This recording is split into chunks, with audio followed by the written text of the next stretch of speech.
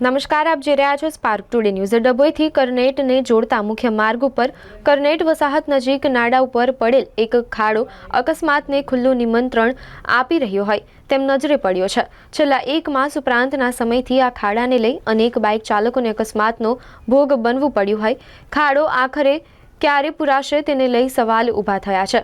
ગ્રામ સડક યોજના થકી સરકાર અનેક ગામોને મુખ્ય માર્ગ સુધી જોડતી હોય છે, પરંતુ માર્ગ અને મકાન વિભાગ માર્ગની સલામતી રિપેરિંગને લઈ નિષ્કાળજી દાખવતી નજરે પડી રહી છે।